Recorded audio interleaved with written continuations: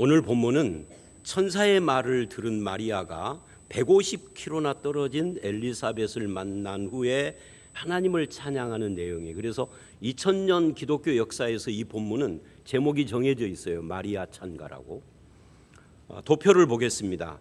이 본문은 기쁨과 복을 강조하는 것과 긍휼을 강조하는 두 개의 큰 단락으로 되어져 있습니다. 태중의 아이가 기쁨으로 뛰놀아요. 근데 엘리사벳도 큰 소리로 불렀다 그러는데 이게 기쁨으로 부르짖었다 하는 말이에요. 또 마리아도 내 영혼과 마음이 하나님을 기뻐한다 이래요. 그러니까 기쁨이 강조되고 있죠. 39절로 45절 첫 번째 문단은 엘리사벳과 태중의 아이가 기쁨으로 뛰노는 이유를 말하면서 내 주의 어머니가 내게 나왔기 때문이다 라고 말을 해요. 결혼하기 전에 임신을 했으니까 돌에 맞아 죽어야 하는 저주인데 이게 복된 이유는 내 주의 어머니이기 때문이다. 그래서 큰 소리를 불러 기쁨으로 부르짖어 복 있다는 말을 3번이나 해요. 그 핵심이 말씀을 믿은 여자의 복입니다. 그리고 두 번째 문단인 46절로 55절을 보면 그 말을 들은 마리아가 찬양하고 기뻐하는데 그 이유가 비천한 여종을 돌보신 하나님의 긍휼이라고 포인트를 맞춥니다. 그리고 그 긍휼은 개인 여종에서 끝나지 않고 이스라엘 민족을 도우시는 그런 말씀, 그 약속을 이루시는 긍휼이라고 연결을 합니다.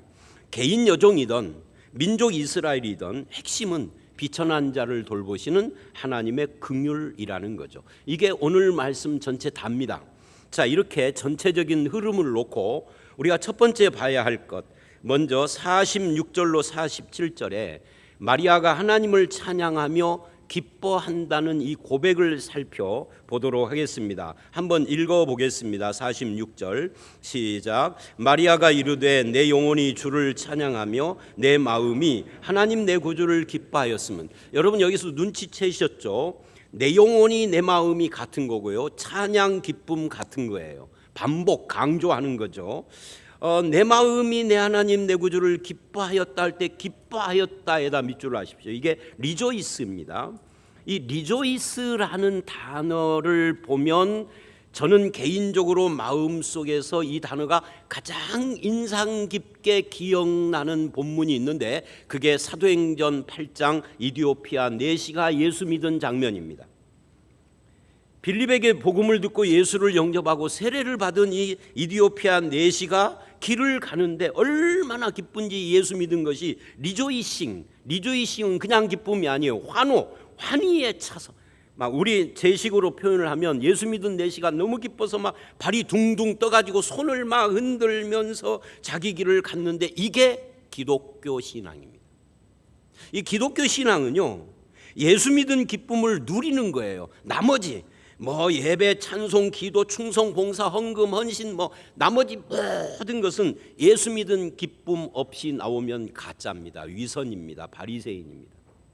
그래서 중요한 것은 헌신, 봉사, 충성, 기도, 예배가 아니라 예수 믿은 기쁨이 있는 자의 기도, 그 자의 예배, 그 자의 찬송, 그런 자의 헌신인 거예요. 그런데 오늘 본문에서 우리가 봐야 할 것은 마리아가 기뻐하는 이유는 거기서 조금 더 나가요. 그게 오늘 본문 48절로 50절입니다. 한번 읽어봅니다. 시작. 그의 여종의 비천함을 돌보셨음이라. 보라 이제 후로는 만세의 날을 복이 있다 일컬으리로다. 능하신 이가 큰 일을 내게 행하셨으니 그 이름이 거룩하시며 긍휼하심이 두려워하는 자에게 대대로 이르는도다. 4군데 밑줄을 해야 하는데요.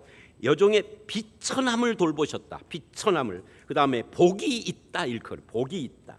능하신 이가 큰 일에다가 동그란 큰 일. 그리고 마지막에 긍휼하심입니다. 여러분 여기에 서로 어울릴 수 없는 단어 2개가 나오는 것이 보이나요? 그게 뭐예요? 비천함과 복이 있다예요. 아니 비천한데 어떻게 복이 있어요? 비천하지 않아야 복이 있는 거죠. 복 있는 사람이 어떻게 비천할 수 있어요? 행복해야죠. 이 둘이 공존을 어떻게 가능하죠? 왜냐하면 비천함과 이 복 있다 사이에 하나님의 돌보심이 연결했기 때문에 이게 가능한 거예요. 따라서 이 마리아는 자기는 비천한 여자지만 복이 있는 이유는 하나님이 돌보셨기 때문이다라고 고백하고 있는 거예요.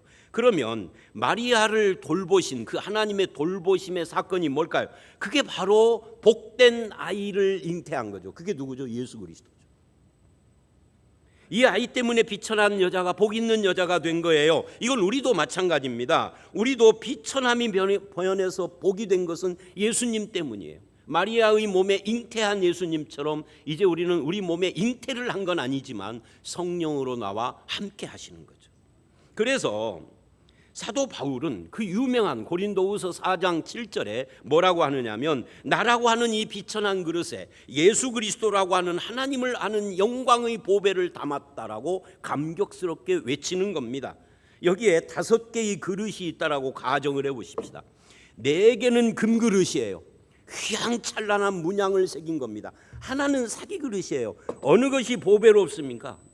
누가 봐도 금그릇이죠. 그런데 이 4개의 이 금그릇에는 아무것도 담지 않았는데 사기 그릇에다가 주인이 자기가 갖고 있는 수억짜리 다이아몬드를 담아 놓았다고 하십시다. 어떤 그릇이 보배로운 그릇인가요? 사기 그릇이죠. 왜? 사기 그릇 자체는 비천하지만 별거 아니고 그냥 그거 자체는 질그릇이지만 그 안에 담긴 보석 때문이라는 걸. 그 보석이 뭐냐? 우리 안에 오신 예수 그리스도다. 그래서 성도는 이 보배이신 예수 그리스도를 담은 자, 하나님의 영광을 아는 보석을 내 안에 모신 자, 이게 기독교인 성도라는 뜻입니다. 그래서 성도 자신은 자기 자체의 보잘것없는 질그릇 같은 존재라 할지라도 그것 때문에 절망하는 것이 아니라 내 안에 모신 그분 때문에 빛나는 존재예요. 자기 자신이 빛나려고 하면은 이게 썩은 내가 나는 거예요. 자기 자신을 빛나게 만들려고 하면은 갑질도 하고요. 거기에서 온갖 이상한 것들이 나오는 거지만 내 안에 계신 분의 이 보배로움의 빛을 드러내려고 한다면 나 자신을 포장하는데 너무 목매지 않아도 되는 거죠. 생긴 대로, 부자는 부자대로, 가난한 자는 가난한 자대로 영광의 복음의 보석을 가진 자라는 당당함이 있는 거죠. 이게 기독교인이에요. 이게 성경이 말하는 성도요. 이것을 성경은 하나님의 돌보심이라 그럽니다. 하나님의 돌보심의 결과라는 거죠. 그리고 그 돌보심을 본문은 특별한 단어로 표현을 하는데 그게 긍휼이라는 단어입니다. 오늘 본문에 나오는 모든 긍휼이라는 단어에 다 동그라미를 쳐야 합니다. 근데 묘한 것은 뭐냐면, 자, 돌보심이 긍휼인데 이 긍휼을 뭐라고 또 표현을 하느냐면, 본문을 잘 보시면 하나님의 전능하심이 하나님의 긍휼이라는 거예요. 즉 하나님의 긍휼이 전능하신 하나님이 행하신 큰 일의 핵심이라는 겁니다.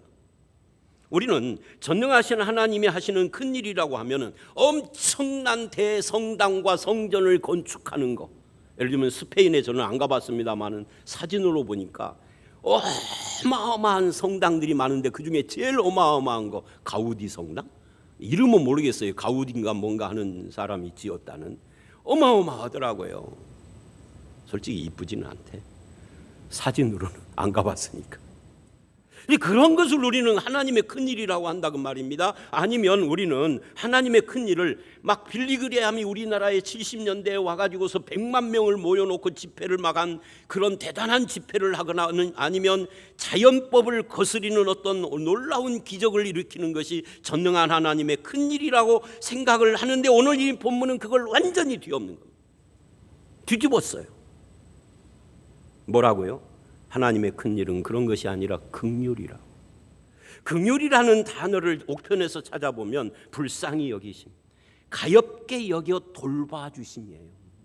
이게 하나님의 전능하신 하나님의 큰일이라는 겁니다. 비참한 상태에 있는 사람을 불쌍히 여기시고 돌보시는 일이 하나님에게 가장 소중한 일이라는 겁니다. 우리가 죄 때문에 하나님 앞에 사랑받을 자격이 없는데도 불구하고 우리에게 베풀어 주시는 것을 은혜라고 합니다. 근데 긍휼은요, 그 은혜하고 비슷하지만 강도가 조금 더 깊어요. 긍휼은 이런 거죠. 그 죄의 결과로 생긴 비참한 상태에 빠져서 소망이 없고 절망스러운 자를 일으켜 주시는 사랑이에요. 조금 다르죠. 뉘앙스가 더 진한 거예요. 그런 비천한 자를 돌보시는 긍휼이야말로 전능하신 하나님에게는 무엇과도 비교할 수 없는 큰 일이라는 거죠. 그런데 우리는 엉뚱한 것에서 전능하신 하나님의 큰 일을 찾기 때문에 하나님의 역사하심의 세밀한 부분을 못 봐요. 그래서 우리가 하나님이 계시니 안 계시니, 하나님이 나에게 큰 일을 해주시니 안 해주시니 하고 불평을 하는 거죠. 이제 우리는 무엇보다도 긍휼이 전능자의 큰 일이라는 것에 눈을 뜨셔야 합니다. 그리고 그것을 경험해야 합니다. 그러면 마리아가 경험한 하나님의 긍휼은 어떤 것이었을까요? 50절을 보십시오. 읽어봅니다. 시작. 긍휼하심이 두려워하는 자에게 대대로 이르는도다. 긍휼하심이 누구에게? 두려워하는 자에게. 이 말씀을 보십시오. 이게 기독교의 특징입니다. 긍휼하심이 두려워하는 자에게. 무엇 때문에 두려워하죠? 세상이 두렵고, 자기 앞에 당한 삶의 고통과 어려움이 두렵고, 죄 때문에 두렵고, 앞길이 보이지 않아서 두렵고, 사람들 때문에 두렵고, 두려운 내용이야 많지요. 그런데 하나님의 능력은 그런 두려워하는 사람들을 뭐 한다는 거예요? 변화시킨다는 거예요. 그래서 어떻게 해요? 그 두려움이 변하여 내 기도 되었고, 전날의 한숨 변하여 내 노래 되었네. 주님을 찬송하면서 할렐루야 할렐루야, 내 앞길 멀고 험해도 나 주님만 따라가리. 이렇게 변하는 거죠. 긍휼이 두려움이 변해서 긍휼이 되고, 기쁨이 되고, 기도가 되고, 노래가 되고. 이게 뭐예요? 이게 신자의 삶이죠. 그게 하나님의 능력이죠. 다시 48절을 보면 그 긍휼의 내용을 이렇게 말을 합니다. 읽어봅니다. 그 여종의 비천함을 돌보셨습니다. 여기 비천함에다가 또 밑줄을, 이렇게 하면 성경 다 밑줄 쳐야 하는데, 이게 영어로 험불이에요. 험불이라는 건 뭐냐면 신분이 낮고 천하고 시시하고 변변치 않은. 그러니까 이게 이 단어 자체가 열등감의 표현이에요. 마리아는 나사렛 출신으로 신분 자체가 낮아요. 가난해요. 초라해요. 그래서 이 신분을 어떻게 좀 바꿔볼까 하고 남자를 만나서 결혼을 하고 정원을 했는데, 이 남자의 직업이 뭐냐면 목수야. 요즘은 목수가 괜찮은 직업입니다. 그런데 그 당시에는 목수가 굉장히 천한 직업. 신분을 바꿀 기회가 없어. 신분 낮은 여자는 신분 낮은 남자를 만난 거예요. 그래서 이 여종의 비천함 속에는 열등감이 표현되어 있는 것입니다. 사람들에게 받아야 될 손가락질, 혐오, 수많은 비방의 말, 그리고 어쩌면 목숨까지도 잃을지 모르는 이 임신한 상황 속에서 마리아가 겪은 그 마음의 엄청난 두려움과 비참함을 한번 생각을 해보십시오.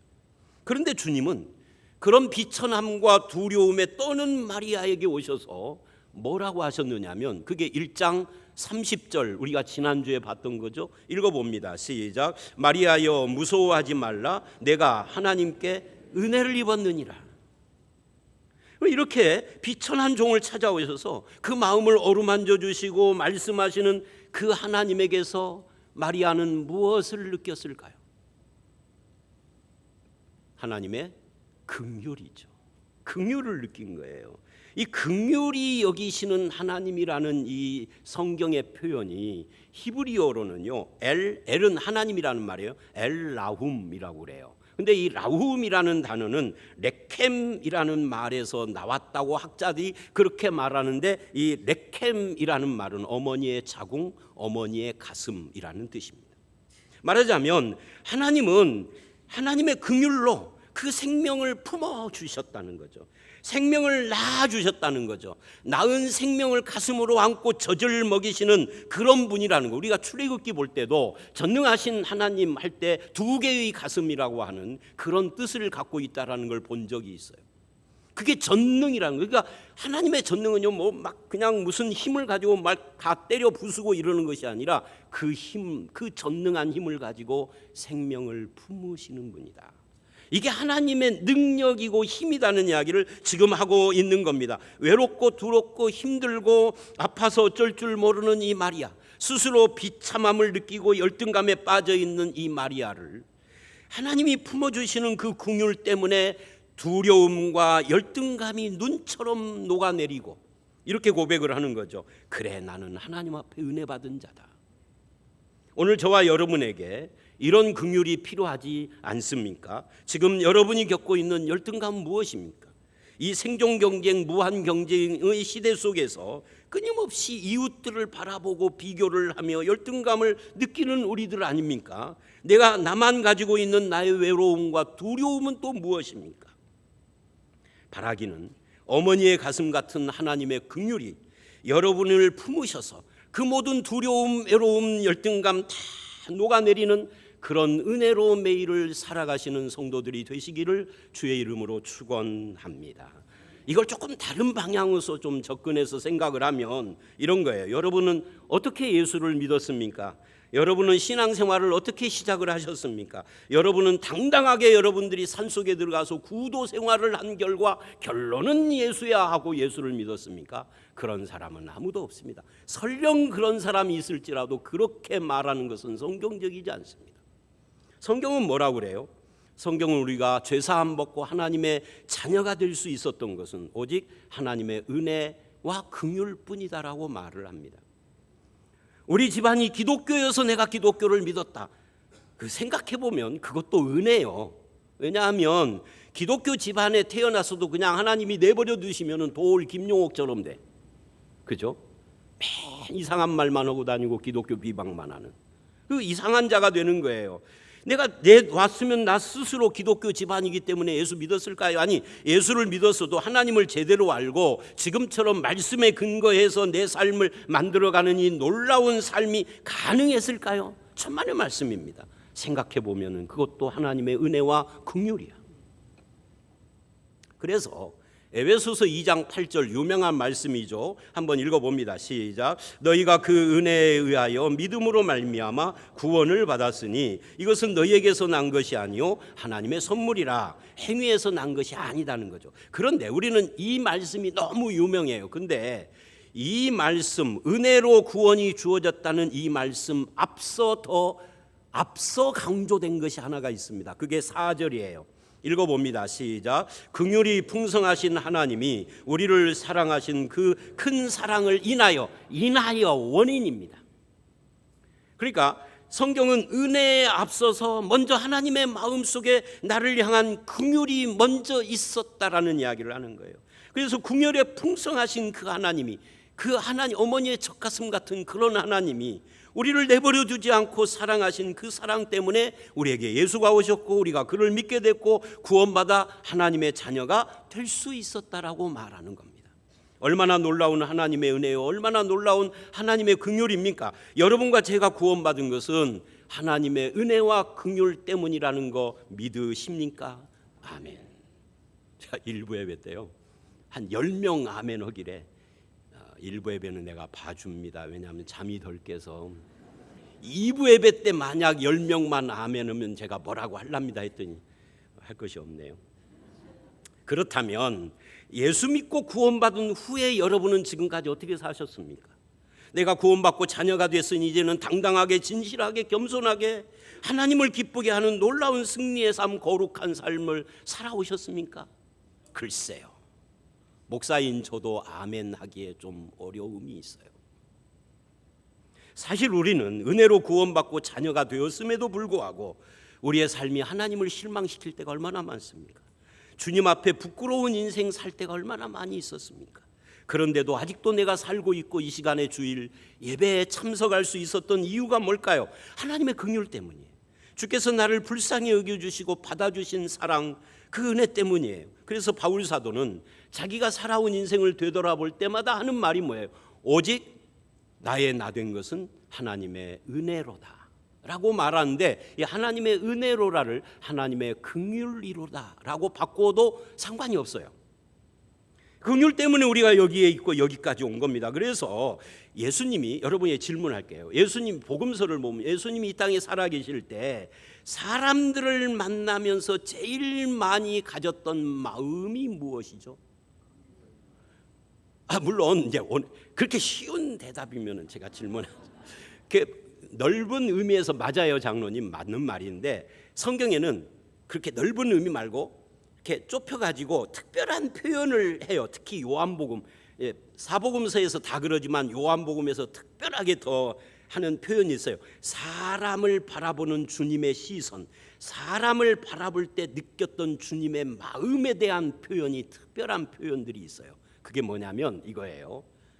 사람들을 보시면서 무리들을 민망히 여기셨더라, 불쌍히 여기셨더라. 물론 불쌍히 여기셨다라는 한문으로 긍휼인데 민망히 여기셨더라, 이게 영어로 컴패션이에요. 같이 느낀다 그 말이에요. 그러니까 뭐냐면 사람들을 바라볼 때 오병이어 배고픈 사람들을 바라보면 똑같이 배고픔을 느끼고 얼마나 배고플까 했다 그 말이죠. 좌절하는 사람, 아픈 사람, 낙심하는 사람, 절망하는 사람, 나도 똑같이 예수님이 느끼며 아파하고 불쌍히 여기시고 마음을 함께 해주셨다라는 거예요. 이게 예수 그리스도입니다. 그렇다면 우리가 비천한 자를 찾아오셔서 같은 마음을 품어주시고 같이 아파하고 같이 불쌍히 여기시는 이 하나님을 그 긍휼을 체험한다면 우리 인생이 얼마나 바뀔 수 있겠습니까? 달라지는 거죠. 그 긍휼의 주님을 감사하고 기뻐하며 마리아처럼 찬양하지 않겠습니까? 하나님의 긍휼이 임하면 비참함을 느끼던 그 열등감이나 두려움이 사라지는 겁니다. 나 같은 사람도 하나님이 쓰신다는 감사가 넘치게 되는 겁니다. 저와 여러분도 그런 주님의 긍휼을 체험하는 그런 성도들이 되시기를 주의 이름으로 축원합니다. 제가요, 언젠가 꽤 된 이야기인데요, EBS TV를 보는데 갑자기 저는 별로 TV 어느 하나를 고정적으로 보는 것이 별로 없는데 제 눈이 동그래졌어. 아는 사람이 나온 거예요. 사진 작가인데 얼굴 아는 사람이 나온 거예요. 그래서 봤더니 뭐냐면 이 사진 작가를 그걸 뭐라고 하나요? 게스트라고 하지 않고 하여튼 촬영은 EBS에서 하는데 이 사람을 앞세워서 이제 이 사람이 돌아다니는 동선 따라서 이 사람이 하는 말 뭐 이걸 따라서 소개하는 여행 프로그램이에요. 그러니까 미국과 캐나다 사이에 있는 나이아가라 폭포를 간 거예요. 근데 저는 이제 나이아가라 폭포니 무슨 빅토리아 폭포니 이런 데를 한 번도 안 가봤으니까 눈이 번쩍 뜨여서, 더군다나 아는 사람이 나왔으니까 그래서 이렇게 그 동선을 따라서 좀 화면을 보는데 그 캐나다 쪽에서 260m 되는 나이아가라 폭포를 봅니다. 멀리서 그 아름답고 그 엄청난 위용에 감탄하는 말을 막 하다가 폭포를 더 가까이서 보려고 배를 타고 폭포 속으로, 속으로는 아니지만 하여튼 가까이 가면서 이런 말을 하는 것이 제 귀에 들어왔어요. 폭포에 가까이 가니까 혼자 헤엄쳐서 가는 게 아니라 그 유람선 있잖아요, 많은 사람이 타고 가는, 막 그 하늘은 맑은데 그 폭포물이 막 그냥 비 오듯이 막 장마철 이게 우비를 썼는데 아무 소용이 없어. 카메라를 찍을 수도 없어. 그런데 이 친구가 이러는 거예요. 폭포 속에 오면 폭포가 더 잘 보일 것 같았는데 아무것도 안 보입니다, 이러는 거예요. 그러니까 옆에 있는 사람이, 이 사람은 아마 동행자가 아닌 다른 한국 사람이었는지 그건 내가 확인이 안 됐는데 이런 말을 하는 겁니다. 나이아가라 폭포만 보면 엄청나지만 이과수 폭포를 보면 나이아가라는 폭포도 아닐 만큼 놀랍습니다. 이과수는 정말 지금 나이아가라를 찍고 있는데 옆에서 이과수는 대단합니다, 나이아가라는 세 발의 피예요. 그 얼마나 웃기는지. 여러분, 우리가 예수를 믿는다는 것은 나이아가라만 알던 사람이 이과수를 만난 것과 같은 거예요. 여기도 엄청난 줄 알고 그 압도적인 세상에 눌려 살았는데 이과수를 만나니까 완전히 다른 거예요. 나를 긍휼히 여기시는 주님이, 그 전능하심이 긍휼이라는 것을 만나면, 그 예수님 안에 들어갈 수만 있다면 앞이 안 보이고 캄캄한 세상을 잊어버릴 정도로 놀라운 하나님의 은혜가 나를 압도하고 할 말을 있게 만드는 거, 그래서 찬양하는 거, 이게 신자잖아요. 이것이 여러분에게 있습니까? 그냥 맹숭맹숭 오늘 또 나와서 졸고 있는 거 아니에요 혹시? 이게 있냐 그 말이에요. 그 속으로 그게 있으면 내가 신학교 갔지. 신학교 안 가고도 그분 안에 있는 은혜와 평강이 있고 소망이 있기 때문에 그렇습니다. 여러분, 우리가 이론으로 알던 피상적인 복음, 지식으로만 아는 피상적인 복음에 머물지 마셔야 합니다. 긍휼의 하나님을 경험하십시오. 그래서 생명을 품으시는 그 하나님의 가슴에 안겨서 나는 은혜 받은 자다라는 고백으로 열등감을 떨치고 두려움을 이기시고 비천한 자를 긍휼히 여기시는 하나님이 내 아버지다라는 고백으로 승리하시기를 주의 이름으로 축원합니다. 51절로 53절 두 번째 우리가 봐야 할, 여기 3이라고 써 있지만 큰 틀에서는 두 번째로 우리가 봐야 할 것이 뭐냐면 그 전능하신 긍휼의 능력이 어떻게 나타났느냐를 특별하게 표현을 한다는 거예요. 51절을 보면 마음의 생각이 교만한 자를 흩으셨고, 52절을 보면 권세 있는 자를 내리치셨고 비천한 자를 높이셨으며, 53절 줄인 자에게 좋은 것으로 배부리시고 부자는 빈손으로 보내신 것, 이걸 하나님의 능력이라고 그래요. 이걸 하나님의 긍휼이라고 그래요. 사람이라면, 저는 이 본문을 보면서 이런 생각을 했어요. 사람이라면 권세 있고 부유한 자를 택할 텐데, 혹시 권세 있고 부유한 자를 내가 피치 못해서 택하지 않을 때는 어떻게 할까요, 여러분? 이게 현실 문제라면 이러는 거죠. 권세 있고 부유한 자를 택하지 못하는 그 사정에 대하여 정중하게 전화를 해서 양해를 구해야죠. 우리가 이게 세상 사는 처세술이잖아요. 근데 하나님은 양해를 구한 그런 것이 아니라 교만한 자, 권세 있는 자, 부자를 흩으시고 내리치시고 빈손으로 보내버렸다는 거예요. 그리고 대신 비천한 자를 높이고 줄인 자를 좋은 것으로 배불렸는데, 이것이 하나님의 능력이라는 거예요. 힘이라는 거예요. 그래서 이 9절 51절 맨 앞에 보면은 뭐라고 하느냐면 그의 팔로 힘을 보이사 그런 일을 하셨다는 거예요. 그러니까 하나님의 전능이 첫 번째는 긍휼로 나타난 거고, 두 번째는 하나님의 이 전능하신 힘이 뭘 했다는 거예요. 완전히 세상이 알고 있는 그 모든 원리를 뒤바꿨다는 겁니다. 이걸 뭐라고 부르는 거죠? 이걸 하나님의 나라라고 부르는 겁니다. 옆에다가 하나님 나라라고 한번 어디다 써놓으십시오. 여러분, 이 마리아의 감격이 지금 느껴지나요? 이게 마리아의 고백이에요. 지금 이걸 우리식으로 현대식으로 말하면 이런 거죠. 갑질하는 세상에서 돈으로 갑질하고 권세로 갑질하고 신분으로 갑질하는 이 세상에서 이제 드디어 하나님께서 내 안에 잉태한 이 아이를 통하여서 사람을 존중하는 나라로, 사람을 배려하는 나라를 열게 될 것이다. 마리아는 지금 그러고 있어요. 그게 복음으로 여는 하나님 나라입니다. 그것도 자기가 그 문을 여는 자가 됐다라는 이 감격스러움을 생각을 해보십시오. 시작은 마리아를 통해서 되었지만 이 나라가 지금 우리 지상의 모든 교회들을 통해서, 성도들을 통하여서 완성해 가고 마지막 재림 때 완전하게 완성될 것입니다. 그렇다면 저와 여러분의 삶에서도, 우리 교회 안에서도 갑질, 돈으로, 권세로, 신분으로 갑질하는 것이 아니라 사람을 배려하고 존중하는 그런 풍토가 만들어져 가고 있어야 되는 거 아니에요? 작지만 만들어져 가고 작년보다는 올해가 0.1mm라도 좀 더 커가고 있어야 되잖아요. 그게 하나님 나라고 복음이고 교회잖아요. 그런데도 우리 가운데는 여전히 아직도 갑질이 있고 사람 배려하고 존중할 줄 모르는 문화가 있고, 마리아는 여기서 지금 감격하고 있는 거예요. 교만한 자가 설 수 없는 나라, 교만한 사람의 마음을 그의 팔의 힘으로 꺾으시고 흩으시고 겸손하게 낮추시는 나라가 이제 온다. 높은 자나 낮은 자가 구별 없이 평등한 나라, 모든 계급, 종노예, 주인, 양반, 쌍놈, 부르주아니 무슨 플롤레타리아니 그런 계급 같은 거 구분이 없는 나라, 다 하나님의 자녀가 되는 나라.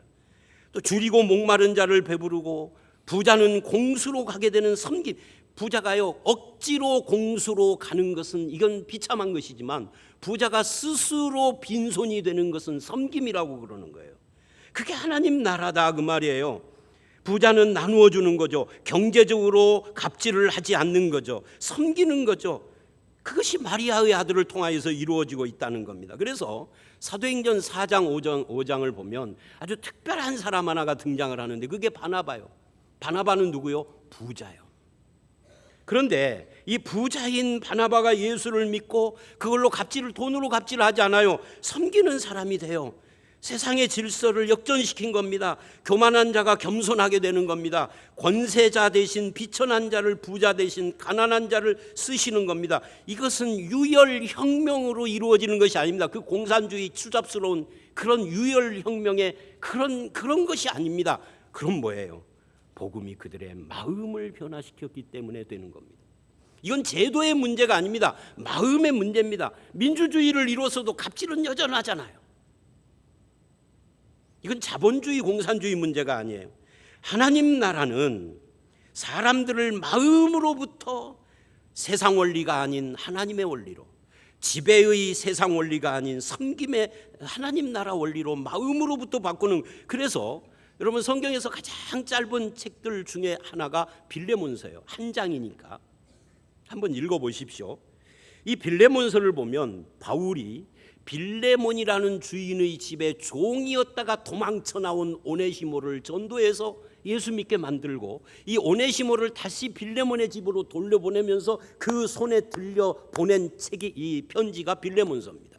근데 그 당시에는요 도망친 종은 주인이 재판 없이 즉결 처분해서 목을 잘라버렸습니다. 무시무시한 세상이었죠. 그런데 바울이 이래요. 오네시모 보고 이제 너 주인 집으로 돌아가라 예수 믿었으니까 오네시모가 아멘 하고 갑니다. 말이 안 되는 거예요. 왜냐하면 가면 목 잘려 죽는데. 근데 그 손에다가 들려보는 이 빌레몬서의 핵심이 뭐예요? 주인 빌레몬에게 종 오네시모를 종으로 대하지 말고 형제로 대하라. 이게 혁명인 겁니다. 이 마음의 혁명인 겁니다. 섬김의 질서를 통해서 세상 나라가 지배 논리로 세상을 그렇게 다스리는데 그것을 깨트려 버리는 겁니다. 이 정신, 형제로 대하라.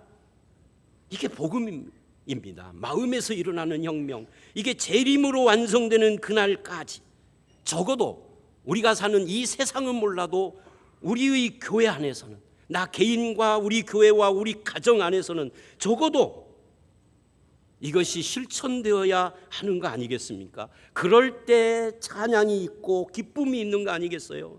세상 현실은 부자가 더 부유하고 가난한 자는 더 점점 가난해져 가고, 그리고 권력도 대물림되고 있는데 신분은 고착화되어 가는 것이 현실인데 현실만 보면 찬양할 수 없지만 마리아는 지금 이 세상 현실 넘어 하나님 나라가 지금 나에게 임하고 있다. 새로운 원리가 지배하는 그 나라를 바라보고 찬양을 하는 거예요. 이 엄청난 일이 지금 비천하다고 생각한 나를 통해서 시작되고 있다. 이것이 하나님의 가장 큰 일이다라고 하는 감격의 찬송이 있는 겁니다. 그렇게 역사하는 하나님의 마음이 뭐라는 거죠? 긍휼이라는 거죠. 사랑하는 성도 여러분, 이러한 감격이 어찌 마리아에게서만 끝나야겠습니까? 오늘 우리에게도 똑같이 있어야 되죠. 이 감격이 감격으로 끝나면 아무것도 아니에요. 그냥 애국가 부르면서 가슴 떨린 것 정도 되죠. 감격은 뭐가 돼야 돼요? 실천이 돼야죠. 우리도 사람을 배려하고 존중하는 교회를 만들어야 되고, 여러분의 삶의 현장에서도 가정에서도 직장에서도 그런 배려와 인간 존중의 모습이 당연시 되는 삶을 살아내야 하는 것입니다. 그것을 복음의 증인이라고 하는 거예요. 전도는 예수 믿고 천당 이런 것보다도 이 복음의 증인된 자의 입술에서 예수 천당이 나와야 진짜 백이 복음인 거죠. 우리의 입술과 삶을 통해서 증거되고 보여지는 복음. 여러분의 개인의 삶 속에서 변화가 있고 가정이 변하고 교회가 변화되어야 하는 것입니다. 하나님 아버지, 아무 자격도 조건도 없었던 저에게 긍휼을 주신 예수님을 믿음으로 영원히 변치 않는 자녀의 신분을 세워주시니 감사합니다. 끝없이 자격과 조건으로 시비 거는 세상에서 희망도 없고 기쁨도 없었던 제가 이제는 구원하신 예수 그리스도의 은혜로 희망이 생겼으니, 나에게도 이 복음의 기쁨이 생겼으니, 살아갈 힘이 생겼으니 이제는 그 복음을 살아내게 하여 주시옵소서. 기도하시는 저와 여러분이 되시기를 바랍니다. 그런데 54절로 55절을 보면 마지막 세 번째로 그 종 이스라엘을 도우사 긍휼히 여기시고 다음에 뭐라고 하느냐면 기억하시되 그래요. 이 기억하시되에다가 밑줄을 하십시오. 말하자면 마리아가 예수님을 잉태한 이 사건은 하나님이 자기 백성을 기억해 준 사건이라는 거예요. 한번 읽어봅니다. 54, 5절 시작. 그 종 이스라엘을 도우사 긍휼히 여기시고 기억하시되 우리 조상에게 말씀하신 것과 같이 아브라함과 그 자손에게 영원히 하시리로다 하니라. 아마 이스라엘 백성은 하나님이 자기 백성을 잊어버렸다고 생각했을 거예요. 왜냐하면 이스라엘 민족의 출발은 창세기 12장에 아브라함을 부르신 그때부터거든요. 그게요, 예수님 오실 때보다 2500년 전 이야기예요. 지금 우리 때로 보면 4500년 전 이야기입니다. 그때 네가 아브라함이 복이 될지라 하면서 무별의 약속을 하며 내 몸에서 날짜를 약속을 하셨어요. 천하 만민이 구원받는 그런 구원자를 약속을 하신 거죠. 그런데 2500년이 지났는데 아무 소식이 없어요. 이스라엘 국가가 탄생한 것으로 치면 1500년이 지났어요. 모세. 1500년이든 2500년이든 그 긴 시간을 변함없이 믿고 의지하며 기다린다는 것이 쉽겠습니까? 1500년쯤 지나면은요, 이제 예수를 믿고 하나님을 믿는다 해도 다 잊어버리고 형식화되고 화석화되고 다 위선이 되고 예식이 돼버린 겁니다. 모양만 남는 거죠. 아직까지 아무 일도 안 일어났으니까 하나님이 잊어버렸을 것이다. 아니면 하나님이 안 계시는 거야. 포기한 거죠. 더군다나 조금 더 좁혀서 말라기로 구약이 끝나고, 즉 말라기가 구약이 끝났다는 거, 하나님의 말씀이 끊겼다는 거예요. 지난번에 말씀했었죠. 그리고 400년이 흘렀어. 어떻게 기다리느냐고요? 400년이 아니라 4일만 문자에 답을 안 해도 헤어지자 하는 요즘 젊은 것들이라는데 4일이 아니라 4시간만 늦게 문자에 답을 해도 오빠는 나를 사랑 않는 것 같아. 이게 요즘 젊은 애들이라고 그래요. 이해가 잘 안 되죠? 저는 우리 집사람을 한 8시간을 기다린 적이 있었는데 전에 언제 한번 말씀드린, 하여튼 그건 지나가고. 그러니까 이 400년을 어떻게 기다리느냐고. 1500년을 2500년을 하나님은 안 계시는 거야. 계신다 해도 우리를 잊어버렸어. 그래서 시편을 보면 하나님은 우리를 잊으셨는가라는 표현이 진짜 많이 나옵니다. 포로된 이스라엘이 하는 이 표현이거든요. 정말 답답하고 절망스러운 현실을 보면서 메시아 약속하신 하나님은 어디 계십니까? 우리를 잊으셨나요? 탄식하는 거죠. 그러다가 마리아가 구세주를 잉태하는 그 순간 하나님의 놀라운 은혜가, 그 전능하신 긍휼의 간섭하심을 깨달은 마리아가 찬양을 하는 거예요. 이것은 내가 잉태한 것은, 이것은 이스라엘을 도우시려고 긍휼히 여기시고 기억하신 하나님의 사건이다. 하나님은 우리를 잊어버리지 않은 증거가 지금 내 몸에 나타났다. 하나님이 비천하고 답답한 현실 속에 캄캄하여 소망이 없는 그런 삶을 살아가는 우리를 기억하셨다라고 기쁨의 환호를 지르는 겁니다. 그 긴 시간 동안 이스라엘 백성들은 침묵과 기다림의 시간을 인내하며 지내야만 했던 것입니다. 사랑하는 성도 여러분, 그 기다림은 결코 무의미한 기다림이 아니었어요. 목적이 있는 기다림이었던 것을 잊지 말아야 됩니다. 교리적으로 말하면 성화의 시간, 성화의 기다림이었던 거죠. 그래서 그 기다림의 시간, 성화의 시간을 통해서 우리가 도착하는 곳을 에베소서 5장 26, 7절은 이렇게 말을 합니다. 한번 읽어봅니다. 시작. 이는 곧 물로 씻어 말씀으로 깨끗하게 하사 거룩하게 하시고 자기 앞에 영광스러운 교회로 세우사 티나 주름 잡힌 것이나 이런 것들이 없이 거룩하고 흠이 없게 하려 하심이라. 하나님의 약속이 뭐냐면 우리를 언젠가는 그 앞에 영광스럽게 세워주겠다는 거예요. 우리의 신앙의 목표는 뭐냐면 그 영광스러운 곳으로 가는 거예요. 그렇다면 여기서 찌질하게 살고 여기서 지금 현재는 아주 웃기게 살면서도 영광만 바라보는 것은 아니에요. 그건 하나님이 인정하지 않아요. 영광을 바라보면 이 찌질하던 자리에서 일어서서 마음 씀씀이조차도 영광을 바라보는 자로 점차 한 걸음씩 이게 다 내 힘으로 되는 건 아니지만 어느 날 이렇게 가다 보면 주님이 영광스러운 그런 모습으로 완성시켜 주는 거예요. 여기서 전혀 그 찌질하던 자리에서 일어나지도 않는데 마음 씀씀이를 보면 맨 삐지기만 하고, 누가 묻더라고요. 목사님 목회에서 제일 어려운 것, 없었으면 좋을 건 뭡니까? 한참 생각을 내가 이렇게 대답을 했어요.